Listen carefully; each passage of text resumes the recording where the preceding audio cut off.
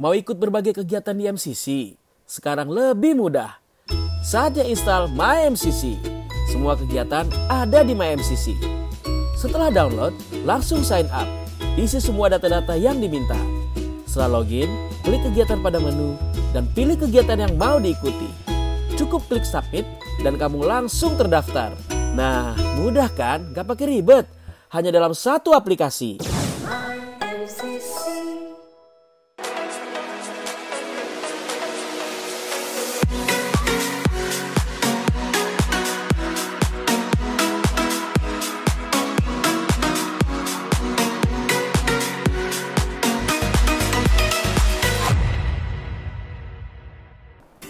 Shalom Jemaat MCC BSD, kembali lagi di MCC BSD News kali ini dan berikut informasinya.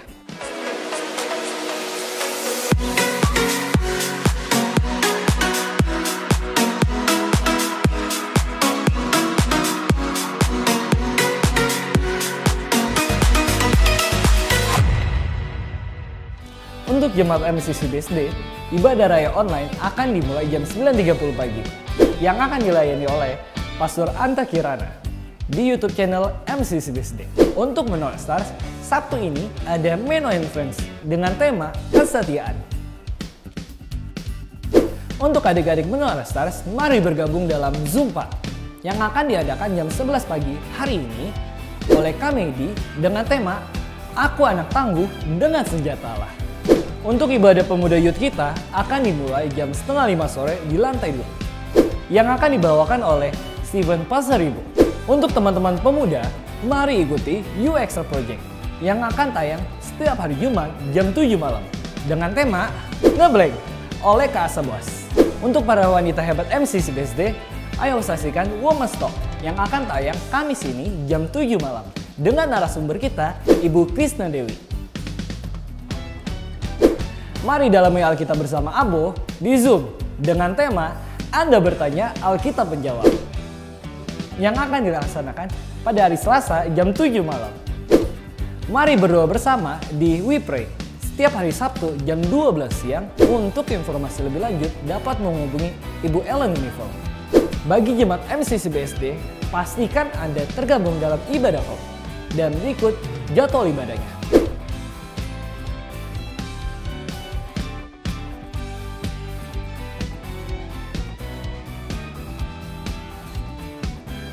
Untuk jemaat MCC BSD yang belum tergabung dalam home, bisa menghubungi Pastor Asabwas.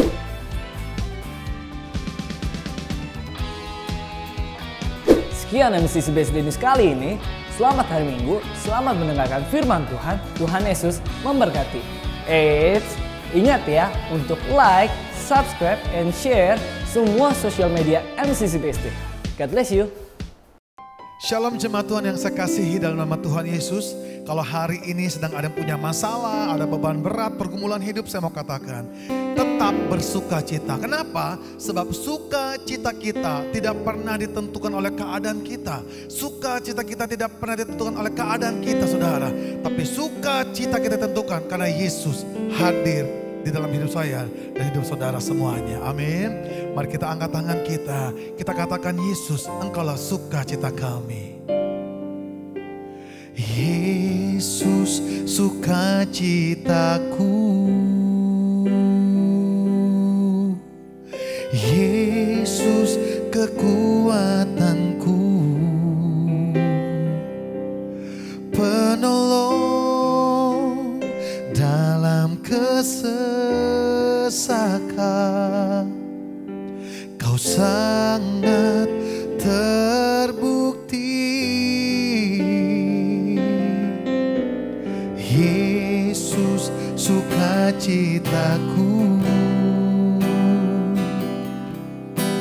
Yesus kekuatanku. Penolong dalam kesesakan. Kau sangat terbukti. Hatiku bersuka memuji namamu, jiwaku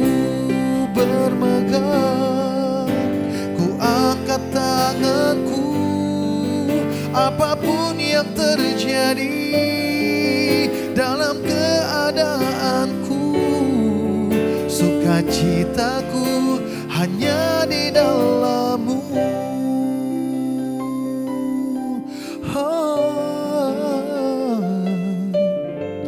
Yesus, sukacitaku.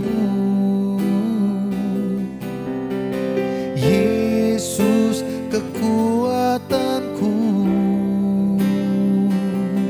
penolong dalam kesesakan. Kau sangat terbukti, hatiku bersuka memuji nama-Mu, jiwaku bermegah. Ku angkat tanganku, apapun yang terjadi dalam keadaanku, sukacitaku hanya di dalam-Mu. Hatiku bersuka memuji nama-Mu, jiwaku bermegah. Ku angkat tanganku, apapun yang terjadi dalam keadaanku, sukacitaku hanya di dalam-Mu.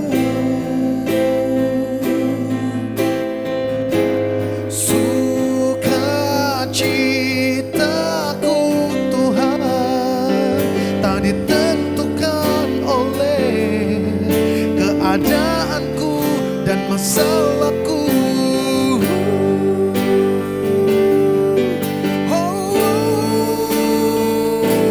Hatiku bersuka memuji nama-Mu, jiwaku bermegah.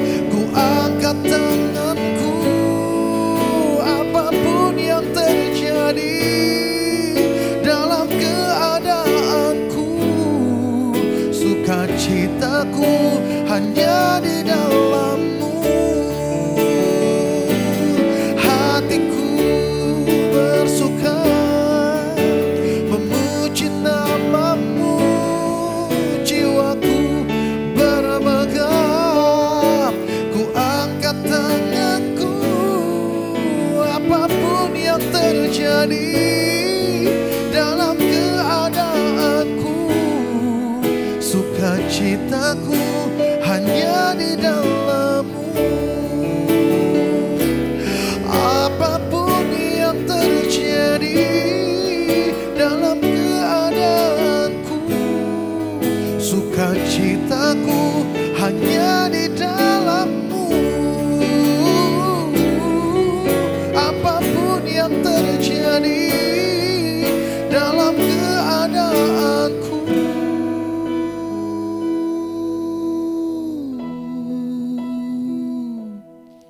sukacitaku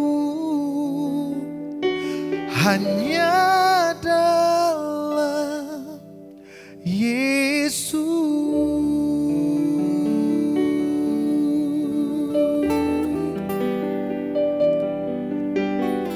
Selama kami dekat dengan Engkau, selama hidup kami melekat dengan Engkau, selama Engkau ada dalam hidup kami, segala sesuatunya menjadi baik dan indah Tuhan. Inilah penyembahan kami dari hati yang terdalam. Kami nyatakan, Kau ku sembah,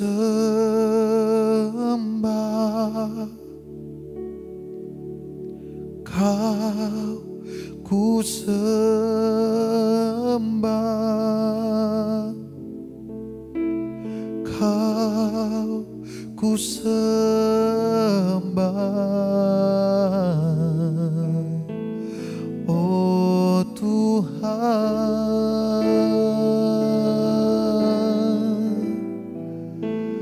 Kau ku sembah,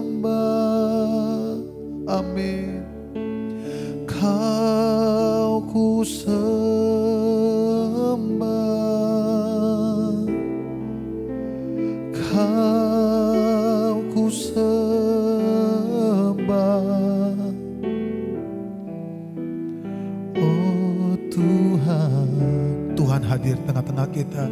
Mari angkat hatimu dan katakan, Kau ku sembah,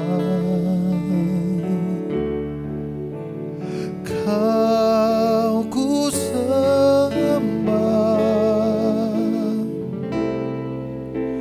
Kau ku sembah, Tuhan yang ajaib.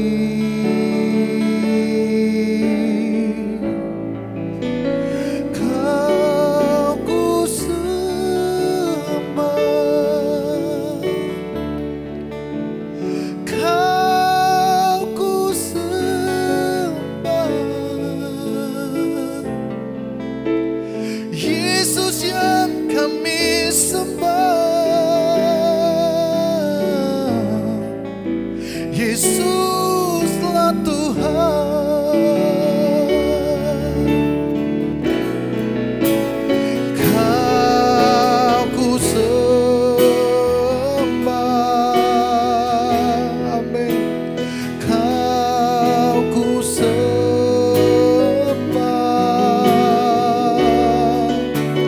Kau ku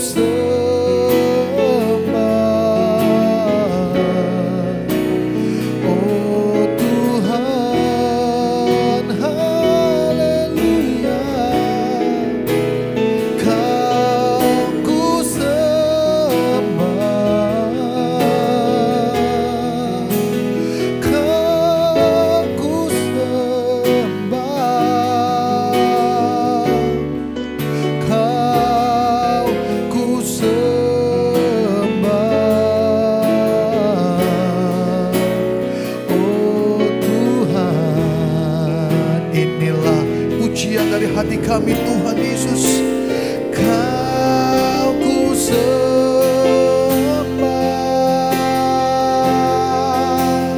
Kau ku sembah, Kau ku sembah, Yesus Tuhan. Engkau yang layak menerima segala pujian dan hormat. Kau ku sembah,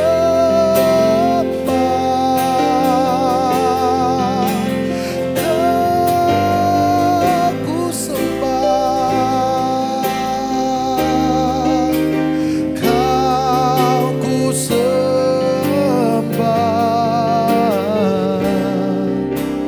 Oh Tuhan, Engkau yang layak. Kau ku sembah.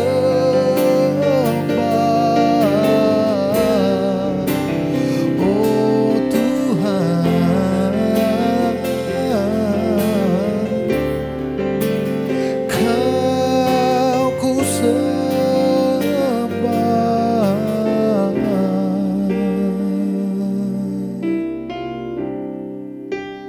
Oh Tuhan,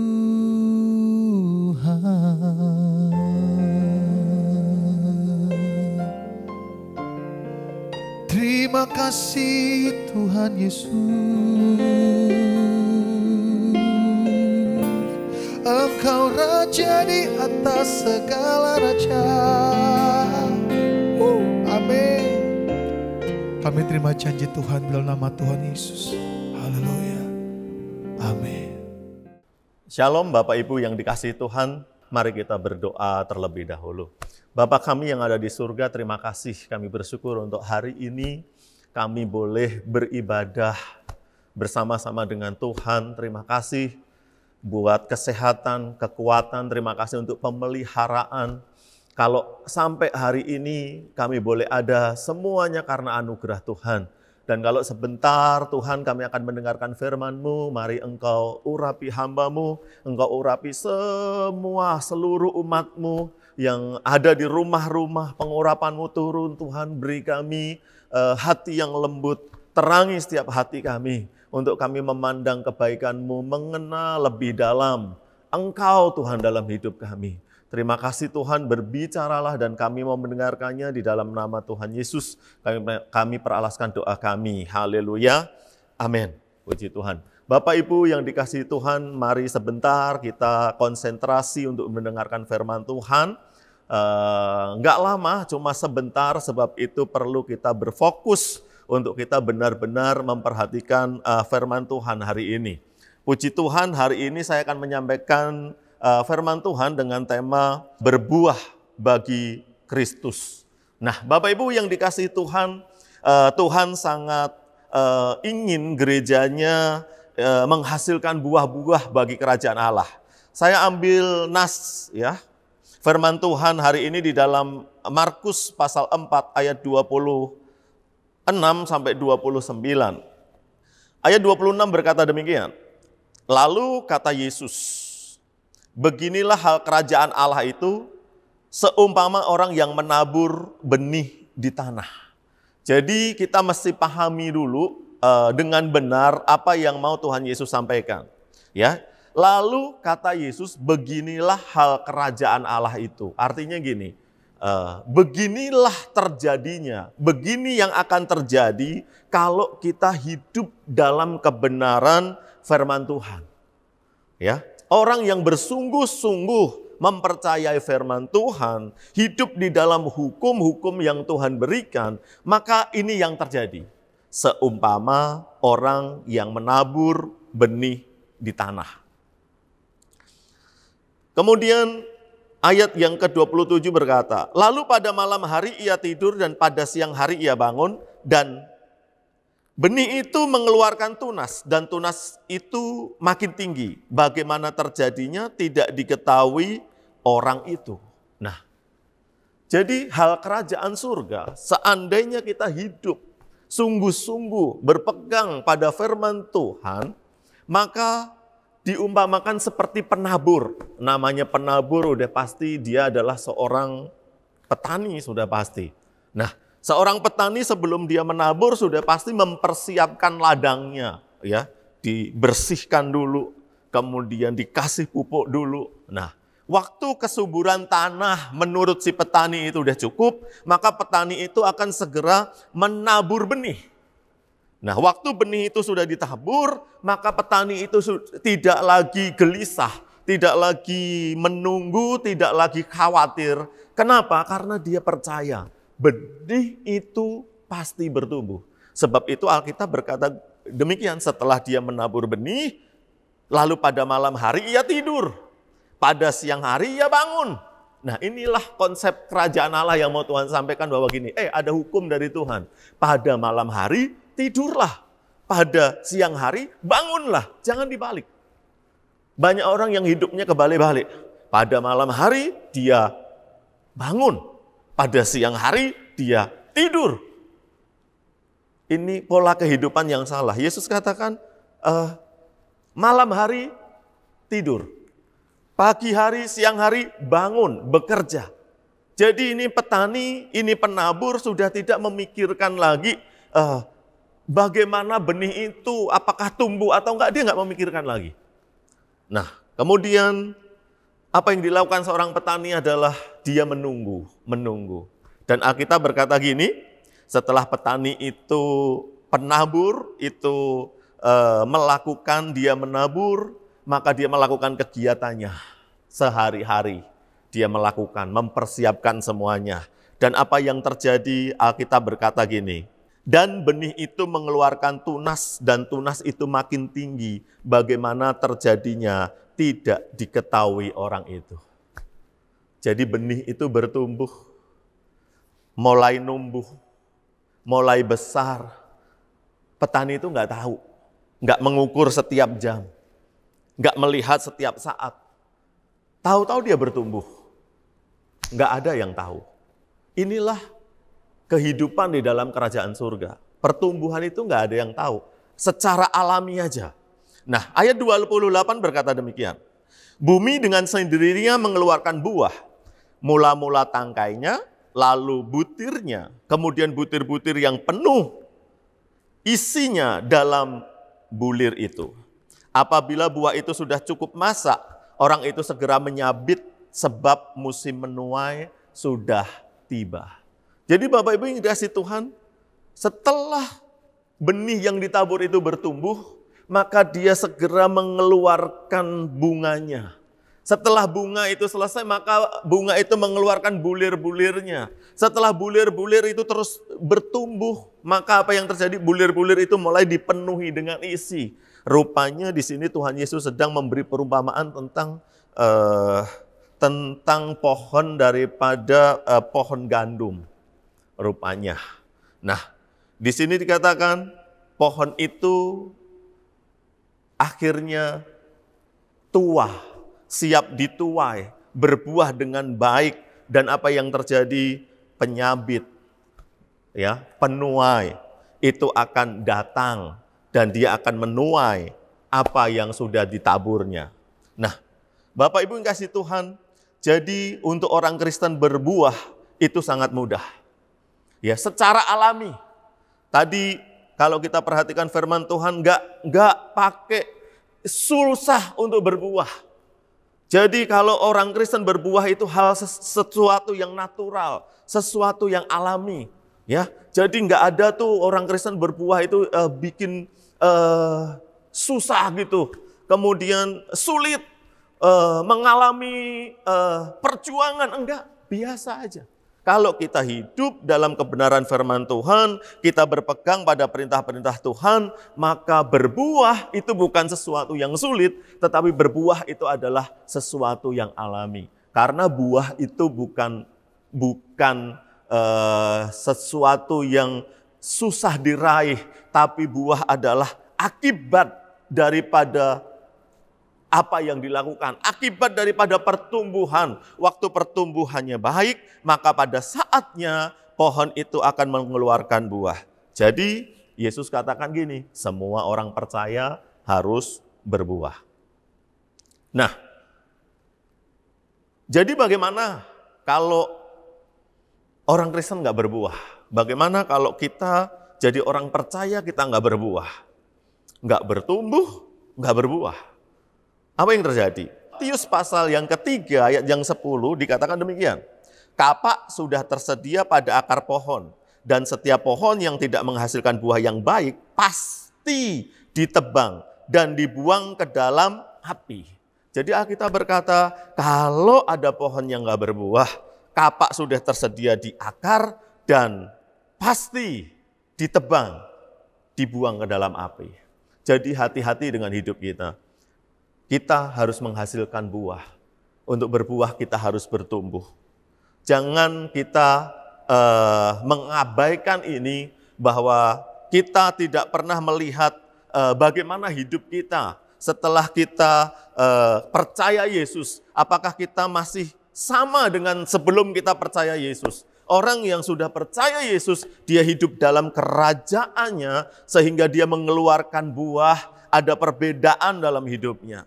Kalau kita tidak menghasilkan, Alkitab berkata, kita pasti ditebang.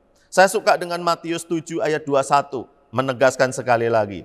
Bukan setiap orang yang berseru kepadaku, Tuhan, Tuhan akan masuk ke dalam kerajaan surga. Melainkan dia yang melakukan kehendak Bapakku yang di surga. Itu yang akan diselamatkan oleh Tuhan. Nah, biasanya kalau kita baca ayat ini, ayat yang ke-22-nya, itu sangat bagus sekali karena di sana dikatakan gini, banyak orang akan berseru kepadaku Tuhan, Tuhan. Mereka mengusir setan, mereka mengadakan mukjizat. Berapa banyak kita punya pikiran gini, kalau seseorang itu sudah melayani Tuhan, sudah berkhotbah, sudah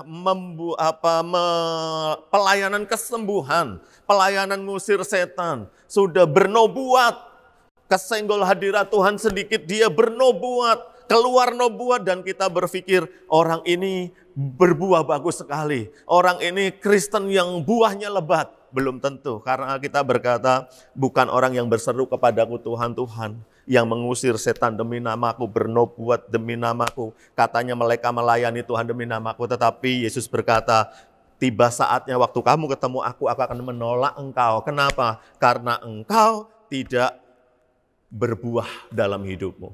Jadi karunia-karunia rohani rupanya bukan merupakan buah, dalam kekristenan. Karunia rohani itu adalah karunia. Mengusir setan itu karunia, bernubuat itu karunia, pemberian Tuhan. Dan itu bukan buah. Jadi berbuah itu penting dalam hidup kita dan kita harus selalu introspeksi diri kita apakah hidup kita sudah berbuah atau belum selama kita percaya kepada Yesus. Nah, 1 Petrus pasal yang keempat ayat 17 berkata demikian. Karena sekarang telah tiba saatnya penghakiman dimulai daripada rumah Allah sendiri, yang harus pertama-tama dihakimi. Dan jika penghakiman itu dimulai pada kita, bagaimana kesudahan dengan apa yang kesudahan dengan mereka yang tidak percaya pada Injil. Ternyata Yesus hari-hari ini sedang melihat gerejanya. Apakah gerejanya itu berbuah atau enggak? Maka kalau enggak berbuah, Tuhan Yesus mulai hakimi. Tuhan Yesus mulai hakimi, mulai datangi. Dan yang pertama dihakimi Alkitab berkata adalah dimulai dari orang-orang percaya. Apakah orang percaya merasa tidak ada penghakiman lagi? Itu sesuatu yang salah. Justru penghakiman dimulai dari orang-orang percaya. Nah, Bapak Ibu yang dikasihi Tuhan, jadi harusnya buah apa sih yang mesti bertumbuh dalam hidup kita? Buah apa? Kita harus tahu. Yang pertama ditulis Galatia, pasal yang kelima ayat 22 sampai 23 berkata demikian. Tetapi buah roh ialah kasih, sukacita, damai sejahtera, kesabaran, kemurahan, kebaikan, kesetiaan, kelemah lembutan, penguasaan diri. Yang pertama kita sebagai orang percaya, kita harus melihat ke dalam diri kita. Apakah hati kita sudah berubah, pikiran kita sudah berubah. Kita berkata, tetapi buah roh, apakah kita sudah memiliki buah-buah roh ini? Yaitu kasih, mengasihi orang, mengasihi sesama kita, mengasihi keluarga kita. Dimulai dari tentunya seorang suami, apakah kita mengasihi istri kita, apakah kita mengasihi anak-anak kita. Seorang istri, apakah kita mengasihi suami kita, apakah kita mengasihi anak-anak kita. Mengasihi, itu hal yang penting. Nah, mengasihi apa yang disampaikan Tuhan adalah gini, mengasihi Tuhan dengan segenap hati, dengan segenap kekuatanmu. Dan mengasihi sesama manusia, seperti engkau mengasihi dirimu sendiri. Ini harus ada dalam hidup kita. Hidup orang Kristen nggak boleh egois, tetapi kita harus mengasihi. Nah, buah yang selanjutnya itu sukacita. Apakah kita bisa bersukacita dengan orang yang bersukacita? Atau kalau ada orang yang bersukacita, kita susah bersukacita? Apakah kita bisa bersukacita dalam penderitaan? Waktu kita mengalami masalah dalam persoalan hidup kita, apakah kita bisa bersukacita? Waktu di saat-saat seperti ini, kita bisa bersukacita. Saya percaya itulah buah yang daripada Tuhan. Apakah ada damai sejahtera dalam hidup kita? Apakah ada kesabaran, kemurahan, kebaikan? Nanti kita lihat hati kita, kita periksa. Kira-kira yang belum ada dalam hidup kita apa? Seandainya semuanya enggak ada, Pak. Ya, enggak ada kasih, enggak ada sukacita, damai sejahtera, kesabaran, kemurahan, kebaikan, kesetiaan belum ada. Mulai. Enggak. Selama kita bernafas, selama kita masih ada, artinya gini, belum terlambat untuk kita berbuah. Mari kita periksa hati kita, kemudian kita kejar buah-buah roh ini. Kita belajar mengasihi, kita belajar sukacita di tengah keadaan yang enggak memungkinkan untuk kita sukacita. Ada damai sejahtera selalu dalam hidup kita. Kita sabar menghadapi orang-orang yang susah untuk. Harusnya kita bisa sabar dengan mereka, ya. Tetapi kita harus lakukan ini, harus keluar dari hidup kita yang namanya buah-buah roh. Nah, buah yang kedua apa? Yang kedua ini saya suka dengan 1 Timotius 5 ayat yang ke-10, pesan Rasul Paulus untuk Timotius, ya. 1 Timotius 5 ayat 10 berkata demikian. Dan yang terbukti telah melakukan pekerjaan baik seperti mengasuh anak, memberi tumpangan, membasuh kaki saudara-saudara seiman, menolong orang yang hidup dalam kesesakan. Pendeknya, mereka telah menggunakan segala kesempatan untuk berbuat baik. Ini dia. Kalau kita mengaku kita percaya Yesus, kita hidup dalam kerajaannya, buah ini harus ada dalam hidup kita, yaitu apa? Berbuat baik. Kita harus menjadi orang yang berbuat baik dimanapun kita berada. apapun kondisinya. Yang membedakan kita dengan orang lain adalah apakah kita berbuat baik atau tidak. Nah, sebab itu berbuat baik itu penting, karena Kisah Rasul 10 ayat 38 berkata, yaitu tentang Yesus dari Nazaret, bagaimana Allah mengurapi dia dengan Roh Kudus dan kuasa. Dia yang berjalan berkeliling sambil berbuat baik dan menyembuhkan semua orang yang dikuasai iblis, sebab Allah menyertai dia. Ternyata Yesus pun melakukan berbuat baik. Dia berkeliling untuk apa? Berbuat baik. Sebab itu Rasul Paulus menulis hal yang sama, berbuat baik, mengasuh anak-anak. Artinya anak-anak yang nggak punya siapa-siapa, ya, mengasuh anak-anak, menampung mereka, menyekolahkan mereka, peduli kepada mereka. Terus apalagi? Memberi tumpangan, wah, membasuh kaki, saling merendahkan hati dalam pelayanan, ini berbuat baik. Ya. Bapak Ibu yang dikasihi Tuhan Yesus Kristus, apakah kita sudah berbuat baik? Apakah berbuat baik ini menjadi tujuan hidup kita? Waktu ada orang yang mengalami kesukaran, mungkin beda kepercayaan, mungkin beda ras, tetapi adakah waktu sesuatu menimpa orang di sekitar kita dan kita melihat mereka kemudian gini, timbul niat dalam hati kita untuk menolong dan kita bergerak, kita menolong mereka. Waktu kita bisa bergerak, kita menolong mereka, maka kita sedang berbuah dalam hidup kita. Tetapi waktu kita diam saja, itu kan orang yang susah, mungkin orang lain yang akan menolong. Menolong orang ini bukan tanggung jawab saya. Menolong orang ini adalah tanggung jawab orang yang lain. Mereka yang memang punya kewajiban. Saya nggak punya kewajiban. Itu pemikiran-pemikiran yang egois. Pemikiran-pemikiran yang salah di dalam kekristenan kita. Harusnya waktu ada orang yang kesulitan, maka kita punya niat hati, kita punya pikiran untuk menolong mereka. Dan Yesus sampaikan perumpamaan seperti seorang yang orang Samaria yang baik hati, enggak ditulis orang Yahudi yang baik hati, justru orang Samaria yang baik hati. Apa yang dilakukan orang Samaria yang baik hati ini? Dia menolong orang yang merendahkan dia, dia menolong orang yang mempunyai nilai menganggap dirinya lebih tinggi daripada dia, tetapi waktu orang yang boleh dikatakan gini, orang yang sombong ini lagi dirampok, habis-habisan, lagi jatuh. Maka orang Samaria ini dia nggak sakit hati, orang Samaria ini dia nggak dendam, orang Samaria ini dia berdiri, dia bergerak, dia menolong orang ini. Dan apa yang dilakukan oleh orang Samaria, dia menaikkan orang ini ke dalam keledainya, dinaikkan dan dia jalan kaki. Ini hal yang luar biasa. Enggak cukup sampai di situ. Orang Samaria ini enggak membawa orang ini ke klinik, kemudian ditinggal, tetapi membawa ke penginapan, saudara. Dan dia titip uang. Ini uang, tolong dirawat orang ini, kalau nanti kira-kira uang ini kurang, maka nanti waktu aku kembali, aku akan membayarnya. Ini gerakan hati, perbuatan baik yang luar biasa. Ya, jadi ini hal yang sangat penting. Orang percaya harus punya buah, namanya buah berbuat baik. Yakobus 4 ayat 17 berkata demikian. Jadi jikalau seorang tahu bagaimana ia harus berbuat baik, tetapi tidak melakukannya, ia berdosa. Jadi waktu ada kita harusnya berbuat baik, kita tidak melakukannya, kita berkata ia berdosa.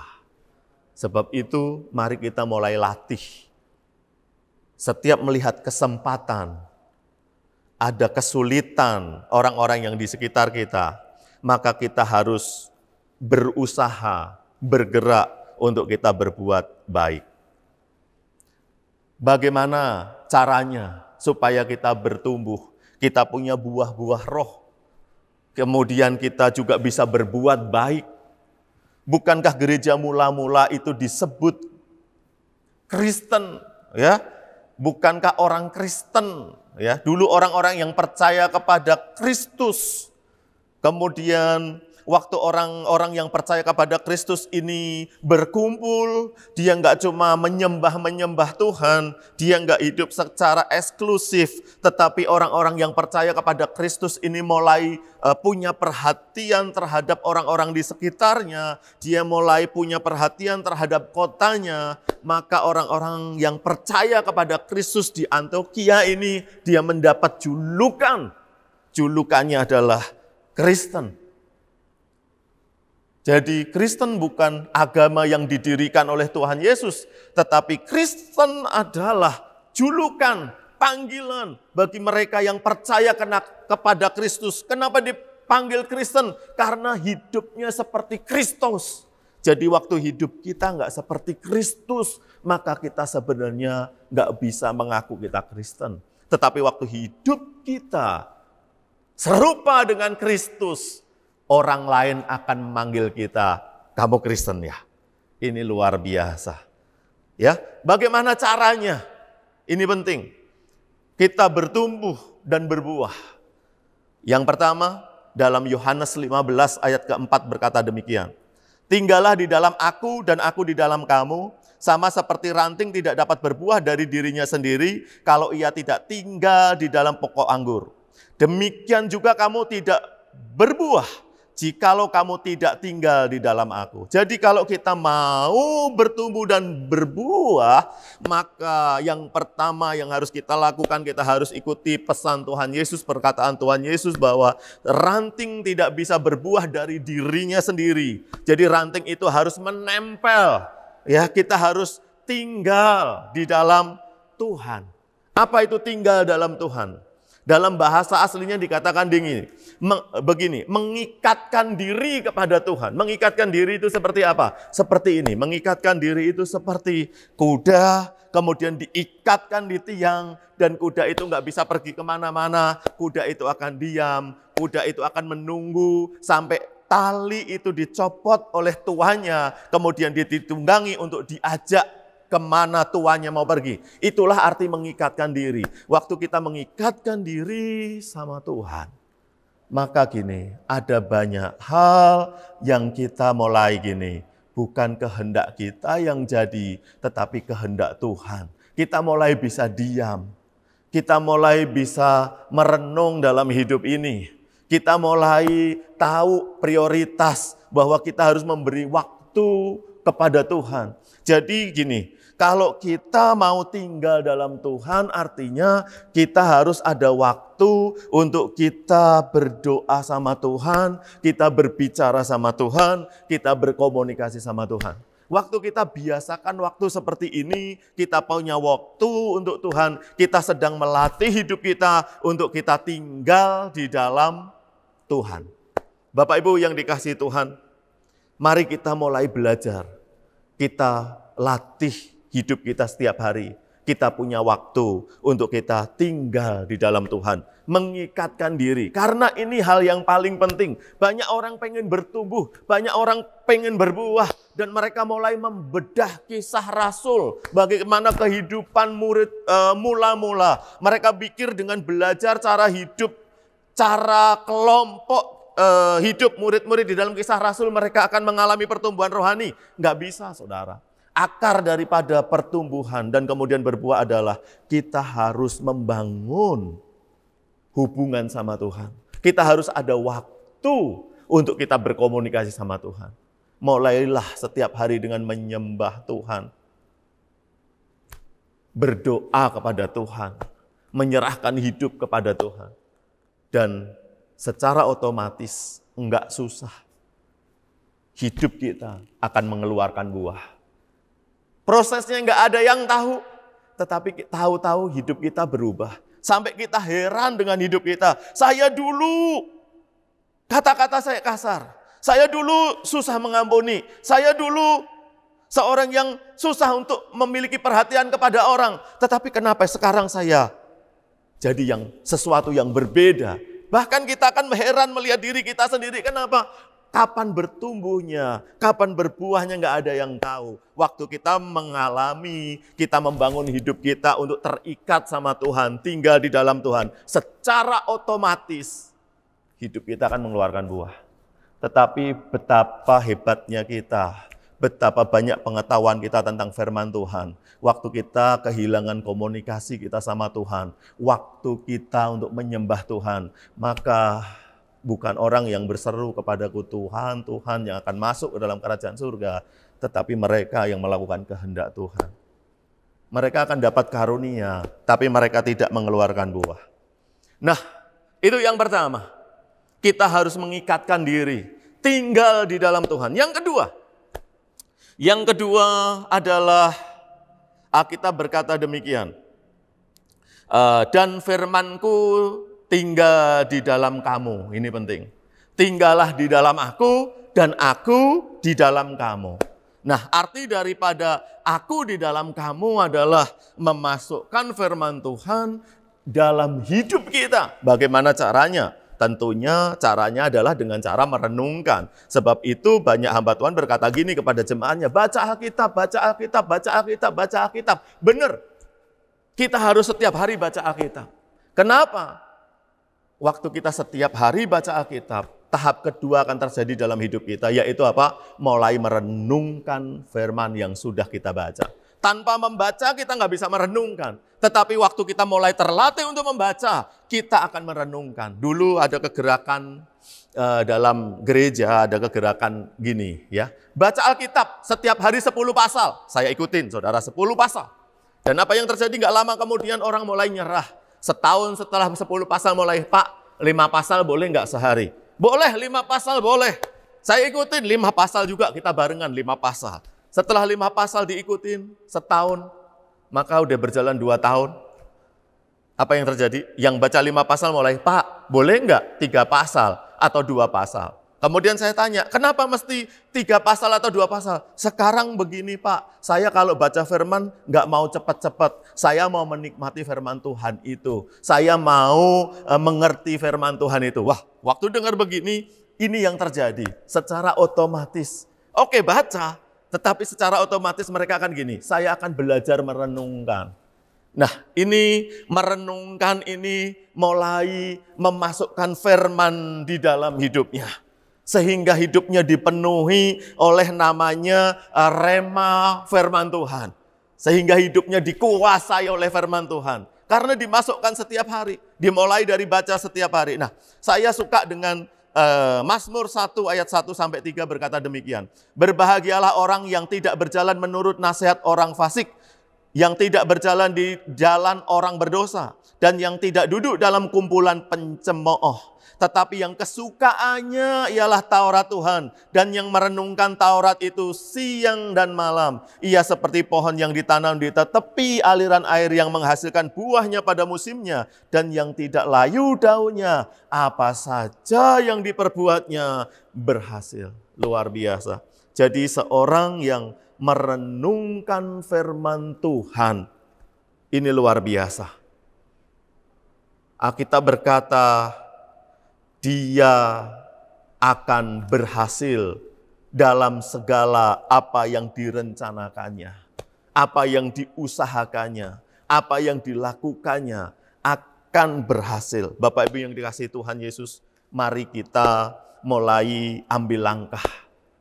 Kita renungkan, pertama kita merenung apakah selama kita ke gereja percaya Yesus kita sudah bertumbuh. Kemudian apakah kita sudah berbuah. Apakah buah itu membuat kita kagum bahwa kita menjadi pribadi yang diubahkan oleh Tuhan atau kita masih tetap sama? Sebab itu, kalau belum, maka kita harus, kenapa saya nggak bisa berbuah? Kita perlu berhubungan sama Tuhan. Terikat sama Tuhan, tinggal di dalam Tuhan. Yang kedua, kita perlu untuk firman Tuhan menguasai hidup kita, tinggal dalam hidup kita. Dan mengubahkan kita sehingga kita menjadi orang-orang yang berbuah. Mari Bapak Ibu Saudara kita akhiri firman Tuhan ini di dalam doa dan saya akan berdoa untuk Bapak Ibu Saudara semua. Kita pejamkan mata kita berdoa. Bapa, terima kasih buat kesempatan hari ini kami ada. Kami belum ditebang oleh Tuhan. Waktu masih Tuhan berikan dalam hidup kami. Hari ini Tuhan lihat setiap keberadaan kami. Tuhan ubah hati kami. Tuhan, ubah cara berpikir kami. Tuhan, biar semua umat-Mu boleh melakukan yang baik. Melakukan yang baik kepada siapapun. Orang-orang yang ada di sekitar kami. Untuk orang boleh melihat hidup kami. Waktu orang melihat hidup kami, orang itu melihat ada Kristus yang mengubah, yang menguasai hidup kami. Tuhan, jamah setiap suami-suami, setiap istri, setiap anak-anak, setiap kami. Jamah, beri hati kami, hati yang lembut, hati yang rela dibentuk, hati yang mengasihi Tuhan. Terima kasih Tuhan, ini hidup kami, Tuhan pakai. Biar Engkau semakin bertambah-tambah, kami semakin berkurang-kurang. Terpujilah nama Tuhan, di dalam nama Tuhan Yesus kami pasang doa kami. Haleluya. Amin. Kami mengucapkan terima kasih untuk Pak Pendeta Hizkia Mintarja atas pelayanannya hari ini. Kami doakan supaya pelayanan semakin berbuah bagi Kristus dan diberkati, dilindungi keluarganya. Nah jemaat Tuhan, hari ini kita akan memberikan persembahan, kita mengembalikan sebagian kecil dari berkat yang Tuhan berikan dalam kehidupan kita. Kita percaya itu dapat menjadi berkat bagi orang-orang yang kita layani di luar sana. Kita akan berdoa untuk persembahan dan akan dilanjutkan dengan doa syafaat dan doa berkat. Mari kita berdoa.